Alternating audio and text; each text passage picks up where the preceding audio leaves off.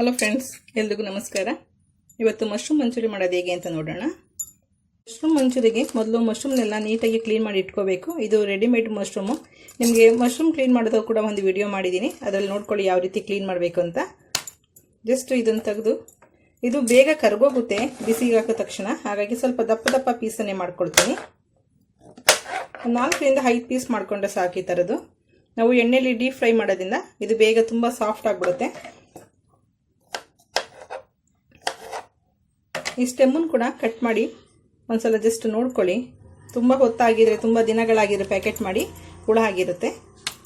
ಆದಷ್ಟು ತರಬೇಕಾದ್ರೂ ಅಷ್ಟೇ, ನಿಮಗೆ ಡೇಟ್ ಏನಾದರೂ ಇದ್ದರೆ ಅದ್ರ ಮೇಲೆ ಡೇಟ್ ನೋಡಿ ತೊಗೊಂಡು ಬನ್ನಿ.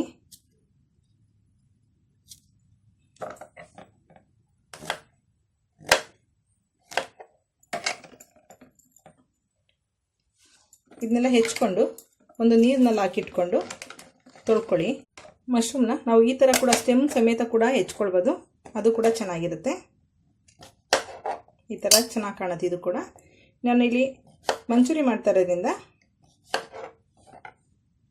ಈ ಥರ ಹೆಚ್ಚಿಟ್ಕೊಂಡಿದ್ದೀನಿ. ನಿಮಗೆ ಮಂಚೂರಿ, ಫ್ರೈಡ್ ರೈಸು ಅಥವಾ ಗ್ರೇವಿಗಳು ತುಂಬ ವೆರೈಟಿ ಮಾಡ್ಬೋದು. ತುಂಬ ಸಾಫ್ಟ್ ಇರುತ್ತೆ, ಬೇಗ ಬೇಗದಿಂದ ನೀವು ಏನು ಮಾಡೋದು ಕೂಡ ಚೆನ್ನಾಗಿರುತ್ತೆ. ಇದರಲ್ಲಿ 1-2 ಸಲ ತೊಳ್ಕೊಂಡು ಸೋರಿಟ್ಕೊಳ್ಳಿ. ನಾವಿಲ್ಲಿ ಮಶ್ರೂಮ್ ಮಂಚೂರಿ ಮಾಡೋದಕ್ಕೆ ಏನೇನು ಮಸಾಲ ಬೇಕು ನೋಡ್ಕೊಳ್ಳೋಣ. ಮೊದಲನೇದಾಗಿ ನಾನು ಅಣಬೆನೆಲ್ಲ ತೊಳೆದ್ಬಿಟ್ಟು ಕ್ಲೀನ್ ಮಾಡಿ ಇಟ್ಕೊಂಡಿದ್ದೀನಿ, ಕಟ್ ಮಾಡಿಕೊಂಡು. ಈ ಅಣಬೆಗೆ ಮಿಕ್ಸ್ ಮಾಡೋದು ಮಾತ್ರ ಮೊದಲು ತೋರಿಸ್ತಾ ಇದ್ದೀನಿ, ಮಸಾಲೆಗಳು ಕನ್ಫ್ಯೂಸ್ ಆಗಬಾರ್ದು ಅಂತೇಳಿ. ಇದು ಕಾರ್ನ್ಫ್ಲೋರು 3 ಸ್ಪೂನ್ ಅಷ್ಟಿದೆ, ಮೈದಾ 3 ಸ್ಪೂನ್ ಅಷ್ಟಿದೆ, ಶುಂಠಿ ತುರಿ 1/4 ಇಂಚಷ್ಟು ಶುಂಠಿ ತುರಿದಿಟ್ಕೊಂಡಿದ್ದೀನಿ, ಖಾರದ ಪುಡಿ 1/2 ಸ್ಪೂನ್ ಅಷ್ಟಿದೆ, ಅಜ್ವಾನ ತೊಗೊಂಡಿದ್ದೀನಿ. ಅಜ್ವಾನ ಒಳ್ಳೆ ಡೈಜೆಷನ್ ಆಗುತ್ತೆ, ತುಂಬ ಚೆನ್ನಾಗಿರುತ್ತೆ ಟೇಸ್ಟ್ ಕೂಡ. ಸ್ವಲ್ಪ ಕ್ರಶ್ ಮಾಡಿ ಹಾಕೊಳ್ಳಿ. ಮೆಣಸಿನ ಪುಡಿ 15 ಕಾಳಷ್ಟು ಮೆಣಸು ಕುಟ್ಬಿಟ್ಟು ಪುಡಿ ಮಾಡಿ ಇಟ್ಕೊಂಡಿದ್ದೀನಿ. ರುಚಿಗೆ ತಕ್ಕಷ್ಟು ಉಪ್ಪು.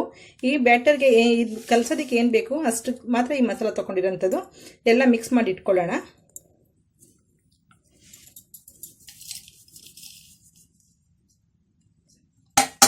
ನೀರು ನೋಡಿ ಹಾಕೊಳ್ಳಿ, ನೀರು ಬೇಕಾದರೆ ಹಾಕೊಳ್ಳಿ. ಉಪ್ಪು ಹಾಕಿ ಇದೆಲ್ಲ ಕಲಸಿಟ್ಟು ನಿಮಗೆ ಮಶ್ರೂಮ್ ಉಪ್ಪು ಹಾಕಿದ ತಕ್ಷಣ ನೀರು ಬಿಟ್ಕೊಳ್ತಾ ಹೋಗುತ್ತೆ.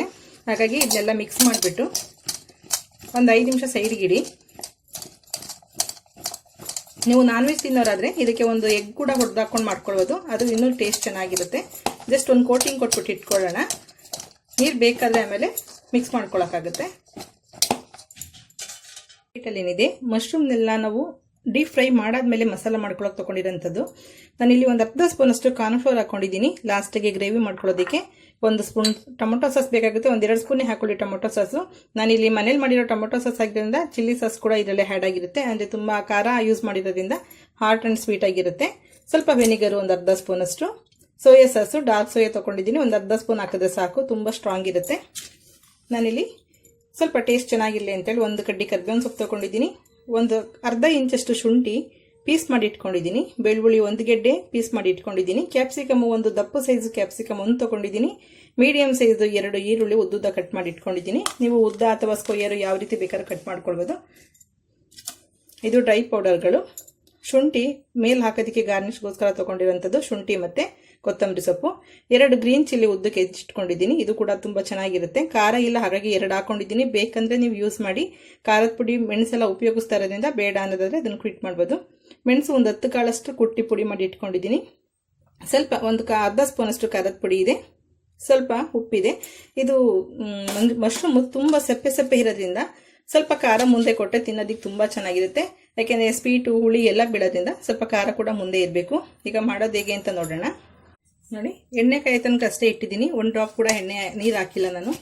ಅದೇ ಎಲ್ಲ ನೀರು ಬಿಟ್ಕೊಂಡಿದ್ದೀನಿ ನೋಡಿ. ತುಂಬ ಹೊತ್ತು ಇಡಬೇಡಿ, ನೀರು ಬಿಟ್ಕೊಬಿಡುತ್ತೆ ಉಪ್ಪು ಹಾಕಿರೋದ್ರಿಂದ. ಮಶ್ರೂಮ್ ತುಂಬ ಸಾಫ್ಟ್ ಇರೋದ್ರಿಂದ ನನಗೇನು ಇಟ್ಟು ಉದುರಿಸಿದೆ ಅಷ್ಟೇ ಕೋಟಿಂಗ್ ಆಗಿರೋಂಥದ್ದು. ಜಸ್ಟ್ ನಾನು ಎಣ್ಣೆ ಬಿಸಿ ಆಗೋ ತನಕ ಇಟ್ಕೊಂಡು ಮಸಾಲೆ ಎಲ್ಲ ನಿಮಗೆ ತೋರಿಸಿದ್ದೀನಿ. ಒಂದು 5 ನಿಮಿಷ ಆಗಿರ್ಬೋದು ಅಷ್ಟೇ. ಈಗ ಎಣ್ಣೆನಲ್ಲಿ ಕರ್ಕೊಳ್ಳೋಣ. ಬಿಸಿಯಾಗಿದೆಯಾ ನೋಡ್ಕೊಳ್ಳಿ. ನೀವು ಎಣ್ಣೆ ಹಾಕೋಕ್ಕಿಂತ ಮುಂಚೆ ಎಣ್ಣೆ ಚೆಕ್ ಮಾಡ್ಕೊಳ್ಳಿ, ಕರೆಕ್ಟಾಗಿ ಬಿಸಿಯಾಗಿದೆ. ಈಗ ಸ್ವಲ್ಪ ಸ್ಟವ್ ಸಣ್ಣ ಮಾಡ್ಕೊಳ್ಳೋಣ, ಯಾಕೆಂದರೆ ಇದು ಬೇರೆ ತರಕಾರಿ ಥರ ಅಲ್ಲ, ತುಂಬ ಸಾಫ್ಟು. ನೀವು ಇದಕ್ಕೆ ಸ್ವಲ್ಪ ಎದ್ದು ಕೋಟಿಂಗ್ ಕೊಟ್ಬಿಟ್ಟು ಹಾಗೆ ಕೂಡ ನೀವು ಬ್ರೆಡ್ ಕ್ರಮ್ಸ್ನಲ್ಲಿ ಉರುಳಿಸ್ಬಿಟ್ಟು ಹಾಕ್ಬಿಟ್ಟು ಹಾಗೆ ತಿನ್ಬೋದು, ಅದೊಂಥರ ಟೇಸ್ಟ್ ತುಂಬ ಚೆನ್ನಾಗಿರುತ್ತೆ. ಈ ಥರ ಒಂದೊಂದನೇ ಹಾಕ್ಕೊಂಡು ಸ್ಟವ್ ಸಿಮ್ ಮಾಡ್ಕೊಂಡಿದ್ದೀನಿ. ನಿಧಾನಕ್ಕೆ ಫ್ರೈ ಮಾಡ್ಕೊಳ್ಳೋಣ. ಸ್ವಲ್ಪ 2 ಸೈಡು ಚೆನ್ನಾಗಿ ಉಲ್ಟಾ ಮಾಡಿ ಚೆನ್ನಾಗಿ ಫ್ರೈ ಮಾಡ್ಕೊಳ್ಳಿ. ನಾವು ಏನು ಸೈಜ್ ಇತ್ತಲ್ಲ ಒಂದೊಂದು ಮಶ್ರೂಮ್ದು ಅದರ ಅರ್ಧ ಆಗ್ಬಿಟ್ಟಿದೆ, ಎಲ್ಲ ಸಣ್ಣ ಆಗ್ಬಿಟ್ಟಿದ್ದಾವೆ ಎಣ್ಣೆಲಿ ಡೀಪ್ ಫ್ರೈ ಮಾಡಿದಾಗ. ಮಶ್ರೂಮ್ ಅದೇ ಹೇಳಿದ್ದು ನಾನು ಕರ್ಗೋಗುತ್ತೆ. ಸ್ವಲ್ಪ ತುಂಬ ದಪ್ಪ ಪೀಸ್ ಮಾಡ್ಕೊಳ್ಳಿ, ತುಂಬ ಸಣ್ಣ ಪೀಸ್ ಮಾಡಿದ್ರೆ ಸಿಗೋದಿಲ್ಲ ಅಂತ. ನೀವು ಈ ಥರ ಎಣ್ಣೆಲಿ ಕರ್ಕೊಂಡು ಒಂದು ಮಸಾಲ ಗ್ರೇವಿ ಮಾಡಿಬಿಟ್ಟು ಹಾಕ್ಕೊಳ್ಬೋದು. ಅದು ಒಂಥರ ಒಳ್ಳೆ ಟೇಸ್ಟ್ ಇರುತ್ತೆ. ಆಗಿದ್ದಾವೆ ಎಲ್ಲ ತೆಗೆದಿಟ್ಕೊಳ್ತಾ ಇದ್ದೀನಿ. ಫ್ರೈ ಮಾಡ್ಕೊಂಡ್ವಲ್ಲ, ಈಗ ಸ್ವಲ್ಪ ಲಿಕ್ವಿಡ್ ಮಾಡಿಕೊಂಡು ಫ್ರೈ ಮಾಡ್ಕೊಳ್ಳೋಣ. ಜಸ್ಟ್ 1-2 ಸ್ಪೂನ್ ಅಷ್ಟು ನೀರು ಹಾಕ್ಕೊಳ್ಳಿ. ನಾನು ಇನ್ನೂ 1 ಸ್ಪೂನ್ ಅಷ್ಟು ಮೈದಾ ಮಿಕ್ಸ್ ಮಾಡ್ಕೊಂಡಿದ್ದೀನಿ. ನಾನಿಲ್ಲಿ ಫುಡ್ ಕಲರು ಮತ್ತು ಟೇಸ್ಟಿಂಗ್ ಸಾಲ್ಟು ಎರಡನ್ನೂ ಯೂಸ್ ಮಾಡ್ತಾ ಇಲ್ಲ. ನಿಮಗೆ ಹೊರಗಡೆ ಹೋಟ್ಲಲ್ಲಿ ತಿನ್ನೋದಕ್ಕೂ ಮನೇಲಿ ಮಾಡ್ಕೊಳ್ಳೋದಕ್ಕೂ ಇಷ್ಟೇ ಡಿಫ್ರೆನ್ಸ್. ಅದೇ ಅವೆರಡು ತುಂಬ ಡೇಂಜರಸ್. ಆದಷ್ಟು ಪ್ರೆಗ್ನೆಂಟ್ ಇರೋರು ಮತ್ತು ಸಣ್ಣ ಮಕ್ಕಳಿಗೆಲ್ಲ ಆದಷ್ಟು ಹೊರಗಡೆ ಫುಡ್ ಕೊಡಿಸ್ಬೇಕಾದ್ರೆ ಯೋಚನೆ ಮಾಡಿ. ಬ್ರೈನ್ ಪವರ್ನ ಕಮ್ಮಿ ಮಾಡುತ್ತೆ ಅಂತ ಹೇಳ್ತಾರೆ ಟೇಸ್ಟಿಂಗ್ ಸಾಲ್ಟು. ಫುಡ್ ಕಲರ್ ಕೂಡ ಅಷ್ಟೇ, ನೀವು ಮನೇಲಿ ಮಾಡೋದಾದ್ರೆ ಒಳ್ಳೆ ಕ್ವಾಲಿಟಿದು ಬಳಸ್ತೀರಾ, ಹೊರಗಡೆ ಎಲ್ಲರೂ ಒಳ್ಳೆ ಕ್ವಾಲಿಟಿದು ಬಳಸಲ್ಲ. ಹಾಗಾಗಿ ನೋಡಿಕೊಂಡು ಹೊರಗಡೆ ಐಟಮ್ಸ್ ತಿನ್ನಬೇಕಾದ್ರೆ ಯೋಚನೆ ಮಾಡ್ತೀನಿ. ಕೂಡ ಒಂದೊಂದನ್ನೇ ಹಾಕ್ಕೊಂಡು ಎಣ್ಣೆಲಿ ಕರ್ಕೊಳ್ಳೋಣ. ಸ್ವಲ್ಪ ಕೋಟಿಂಗ್ ದಪ್ಪ ಇರೋದ್ರಿಂದ ಸ್ವಲ್ಪ ಫ್ರೈ ಆಗೋದು ನಿಧಾನ ಆಗುತ್ತೆ. ಈಗ ಚಟಪಟಾನ ಸೌಂಡ್ ಕೂಡ ಕಮ್ಮಿ ಆಗಿದೆ, ಫ್ರೈ ಆಗಿದೆ. ಎಲ್ಲ ತೆಗೆದಿಟ್ಕೊಳ್ತೀನಿ. ನಿಮಗೇನಾದ್ರು ತುಂಬ ಅದು ಒಂದಕ್ಕೊಂದು ಅಂಟ್ಕೊಂಡಿದ್ರೆ ಸ್ವಲ್ಪ ತಣ್ಣಗಾದ್ಮೇಲೆ ಅದನ್ನು ಬಿಡಿಸ್ಕೊಳ್ಳಿ. ಇದು ಫಸ್ಟ್ ಕರೆದಿದ್ದು ಕೋಟೆಡ್ ಮಾಡಿ, ಇದು ಆಮೇಲೆ ಸ್ವಲ್ಪ ಲಿಕ್ವಿಡ್ ಹಾಕೊಂಡು ಕರೆದದ್ದು. ಕಲರ್ ಸ್ವಲ್ಪ ಚೇಂಜ್ ಆಗಿದೆ ಅಷ್ಟೇ, ಅದರ ಟೇಸ್ಟ್ ಮಾತ್ರ ಎರಡು ತುಂಬ ಸೂಪರ್ ಆಗಿದೆ. ನಾನು ಅಷ್ಟು ಮಶ್ರೂಮ್ಗೆ ಇಷ್ಟೇ ಆಗಿರೋಂಥದ್ದು. ಅದರಲ್ಲಿ ನನ್ನ ಮಗಳು ಒಂದು ಸ್ವಲ್ಪ ಎಲ್ಲ ತಿನ್ಕೊಂಡಿದ್ದಾಳೆ, ಕರೆದಿರೋಂಥದ್ದೆಲ್ಲ. ಇದನ್ನ ಹೀಗೆ ತಿನ್ನೋದಕ್ಕೆ ತುಂಬ ಚೆನ್ನಾಗಿದೆ. ಟೊಮೊಟೊ ಸಾಸ್ ಹಾಕೊಂಡು ಹೀಗೆ ತಿನ್ಬೋದು, ನಮ್ಮ ಮಂಚೂರಿಯನ್ನೇ ಬೇಡ, ಅಷ್ಟು ಚೆನ್ನಾಗಿರುತ್ತೆ. ಕರ್ಕೊಂಡಾಗಿದೆಯಲ್ಲ, ಇದೀಗ ಮಸಾಲ ರೆಡಿ ಮಾಡ್ಕೊಳ್ಳೋಣ. ಸ್ವಲ್ಪ ಅದೇ ಬಾಣಲಿನಲ್ಲಿ ಎಣ್ಣೆ ಇಟ್ಕೊಂಡಿದ್ದೀನಿ, 1-2 ಸ್ಪೂನಷ್ಟು. ಅದಕ್ಕೆ ಸ್ವಲ್ಪ ಮೊದಲು ಶುಂಠಿ ಪೀಸು ಮತ್ತು ಬೆಳ್ಳುಳ್ಳಿ ಪೀಸು ಚೆನ್ನಾಗಿ ಫ್ರೈ ಮಾಡ್ಕೊಳ್ಳಿ. ನಿಮಗೆ ಇಲ್ಲಿ ಪೇಸ್ಟ್ ಹಾಕೋದಕ್ಕಿಂತ ಪೀಸ್ಗಳು ಹಾಕ್ಕೊಳ್ಳಿ, ತುಂಬ ಟೇಸ್ಟಿಯಾಗಿರುತ್ತೆ. ಸ್ವಲ್ಪ ಚೆನ್ನಾಗಿ ಫ್ರೈ ಆಗಲಿ ಇದು. ಆಮೇಲೆ ಸ್ವಲ್ಪ ಈರುಳ್ಳಿ ಹಾಕ್ಕೊಳ್ಳೋಣ. ಈರುಳ್ಳಿ ಸ್ವಲ್ಪ ಫ್ರೈ ಆಗಲಿ. ಚೆನ್ನಾಗಿ ಫ್ರೈ ಆಗಿದೆ. ಈ ಥರ ಫ್ರೈ ಆದರೆ ಟೇಸ್ಟ್ ಚೆನ್ನಾಗಿರುತ್ತೆ. ಕರ್ಬೇವಿನ ಸೊಪ್ಪು ಆ್ಯಕ್ಚುಲಿ ಯಾರೂ ಯೂಸ್ ಮಾಡಲ್ಲ, ಆದರೆ ಸ್ಮೆಲ್ ಚೆನ್ನಾಗಿರುತ್ತೆ ಅಂತ ನಾನು ಹಾಕ್ತಾಯಿದ್ದೀನಿ. ಸ್ವಲ್ಪ ಕ್ಯಾಪ್ಸಿಕಮ್ ಹಾಕೋಣ.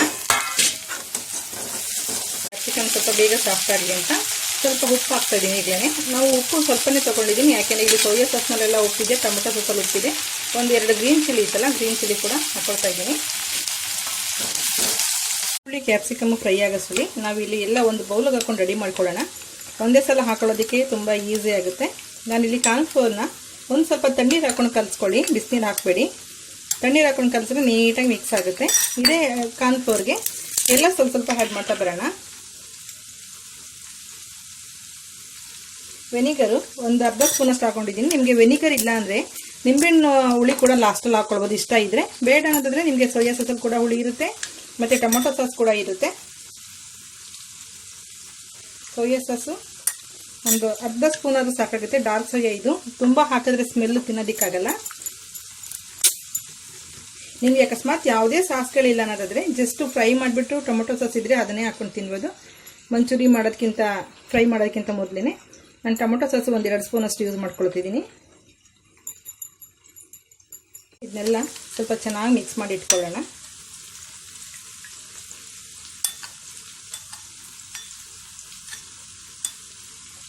ನಾನಿಲ್ಲಿ 100 ml ಅಷ್ಟು ನೀರು ಉಪಯೋಗಿಸ್ಕೊಂಡಿದ್ದೀನಿ.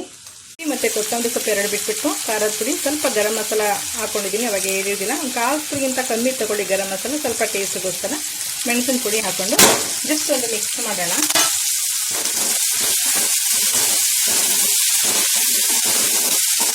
ನಿಮಗೆ ಡ್ರೈನೇ ತಿಂತೀವಿ ಅನ್ನೋದಾದರೆ ನಾನಿಲ್ಲಿ ಸೋಯಾ ಸಾಸು ಎಲ್ಲ ಏನು ಹೇಳಿದಲ್ಲ, ಕಾರ್ನ್ಫ್ಲೋರು ಮತ್ತು ಕಾರ್ನ್ಫ್ಲೋರ್ ನೀರು 2 ಬಿಟ್ಬಿಟ್ಟು ಇದೆಲ್ಲ ಸೋಯಾ ಸಾಸು, ಟೊಮೊಟೊ ಸಾಸು ಮತ್ತು ವೆನಿಗರ್ ಎಲ್ಲ ಹಾಕ್ಕೊಂಡು ಈ ಕರ್ದಿರೋದು ಹಾಕ್ಕೊಳ್ಬೋದು. ನಿಮಗೆ ತುಂಬ ಡ್ರೈ ಥರ ಸಿಗುತ್ತೆ ಮಂಚೂರಿ.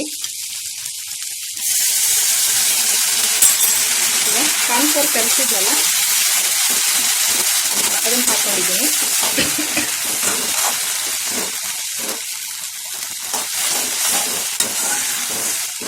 ಅದು ಸ್ವಲ್ಪ ಸೋಯಾ ಸಾಸು ಸ್ವಲ್ಪ ಫ್ರೈ ಆಗಬೇಕು ಚೆನ್ನಾಗಿ. ಕಾರ್ನ್ಫ್ಲೋರ್ ಕೂಡ ಇವಾಗ ಹಾಕಿದ್ದೀವಲ್ಲ, ಸ್ವಲ್ಪ ಫ್ರೈ ಆದರೆ ಹಸಿ ವಾಸನೆ ಹೋಗುತ್ತೆ, ಚೆನ್ನಾಗಿರುತ್ತೆ ಟೇಸ್ಟು. ಈಗ ಇನ್ನೊಂದು 100 ml ಅಷ್ಟು ನೀರು ಹಾಕ್ಕೊಂಡಿದ್ದೀನಿ. ನೋಡಿ, ಕಲಿಸ್ತಾ ಇದ್ದಂಗೆ ನಮಗೆ ಗಟ್ಟಿ ಬಂದ್ಬಿಟ್ಟಿದೆ. ಕಾರ್ನ್ಫ್ಲೋರ್ 1/2 ಸ್ಪೂನ್ ಅಷ್ಟು ಹಾಕೊಳ್ಳಿ, ಸಾಕಾಗುತ್ತೆ. ಜಸ್ಟ್ ಒಂದು ಬಾಯ್ಲ್ ಬಂದ ತಕ್ಷಣ ಅದನ್ನು ಮಿಕ್ಸ್ ಮಾಡ್ಕೊಳ್ಳೋಣ. ಚೆನ್ನಾಗಿ ಫ್ರೈ ಆಗಿ ಕುದೀತಾ ಇದೆ. ನಿಮಗೆ ತುಂಬ ಸ್ವೀಟ್ ಇಷ್ಟ ಆಗುತ್ತೆ ಅಂದರೆ 1 ಸ್ಪೂನ್ ಸಕ್ಕರೆ ಕೂಡ ಆ್ಯಡ್ ಮಾಡ್ಕೊಳ್ಬೋದು. ಈಗ ಕರ್ಕೊಂಡಿರೋಂಥ ಮಶ್ರೂಮ್ನೆಲ್ಲ ಹಾಕೊಳ್ಳೋಣ. ಜಸ್ಟ್ ಒಂದ್ಸಲ ಮಿಕ್ಸ್ ಮಾಡಿ ಸ್ಟವ್ ಆಫ್ ಮಾಡಿಬಿಡೋಣ. ತುಂಬ ಹೊತ್ತು ಫ್ರೈ ಮಾಡಿದ್ರೆ ತುಂಬ ಸಾಫ್ಟಾಗಿ ಮೆತ್ತಗಾಗ್ಬಿಡುತ್ತೆ. ಆ್ಯಕ್ಚುಲಿ ಇಲ್ಲಿ ವೆಜಿಟೇಬಲ್ಸ್ ಜಾಸ್ತಿ ಅನಿಸ್ತಿದೆ, ನೀವು ಬೇಕಂದರೆ ಒಂದೊಂದು ಸ್ವಲ್ಪ ಕಮ್ಮಿ ಮಾಡ್ಕೊಳ್ಳಿ. ಇದಕ್ಕೆ ಕ್ಯಾಬೇಜ್ ಕೂಡ ಹಾಕ್ಕೊಳ್ಬೋದು, ಹಸಿ ಕ್ಯಾಬೇಜು ಚೆನ್ನಾಗಿರುತ್ತೆ ಅದು ಕೂಡ. ಓಕೆ, ರೆಡಿಯಾಗಿದೆ. ಬೇಕಾದರೆ ಶುಂಠಿ ಹಾಕ್ಕೊಳ್ಬೋದು, ಗಾರ್ನಿಷ್ಗೆ ಚೆನ್ನಾಗಿರುತ್ತೆ, ತಿನ್ನೋಕ್ಕೂ ಚೆನ್ನಾಗಿರುತ್ತೆ ಹಸಿ ಶುಂಠಿ. ಸ್ವಲ್ಪ ಕೊತ್ತಂಬರಿ ಸೊಪ್ಪು ಹಾಕ್ಕೊಳ್ಳೋಣ. ನೀವು ಈರುಳ್ಳಿ ಪೈರು ಕೂಡ ಹಾಕ್ಕೊಳ್ಬೋದು, ಕ್ಯಾಬೇಜು ಈರುಳ್ಳಿ ಪೈರೆಲ್ಲ. ಮಶ್ರೂಮ್ ಮಂಚೂರಿ ರೆಡಿಯಾಗಿದೆ. ಒಳ್ಳೆ ಟೇಸ್ಟ್ ಇದೆ ತಿನ್ನೋದಕ್ಕೆ, ಬಾಯಿ ನೀರು ಬರ್ತಾಯಿದೆ ತಿಂತಾ ಇದ್ರೆ. ಆದರೆ ಇದು ಬೇರೆ ಮಂಚೂರಿಗಳ ಥರ ಅಲ್ಲ, ಟೇಸ್ಟ್ ಡಿಫ್ರೆಂಟ್ ಆಗಿದೆ. ಒಂದ್ಸಲ ಟ್ರೈ ಮಾಡಿ ನೋಡಿ, ತುಂಬ ಚೆನ್ನಾಗಿ ಟೇಸ್ಟಿಯಾಗಿರುತ್ತೆ. ಓಕೆ ಫ್ರೆಂಡ್ಸ್, ನಿಮ್ಮ ಹೆಸರು ಹೇಳ್ಕೊಂಡು ನಾನೇ ತಿನ್ಕೊಳ್ತೀನಿ. ನೀವು ಮನೇಲಿ ಒಂದ್ಸಲ ಟ್ರೈ ಮಾಡಿ ನೋಡಿ. ಓಕೆ, ನಿಮಗೆ ಈ ವಿಡಿಯೋ ಇಷ್ಟ ಆಗಿದೆ ಲೈಕ್ ಮಾಡಿ, ಶೇರ್ ಮಾಡಿ, ಸಬ್ಸ್ಕ್ರೈಬ್ ಮಾಡಿ. ನಿಮ್ಮ ಅಭಿಪ್ರಾಯ ಅನಿಸಿಕೆಗಳನ್ನ ಕಮೆಂಟ್ ಬಾಕ್ಸಲ್ಲಿ ಹಾಕಿ. Okay, bye, thank you.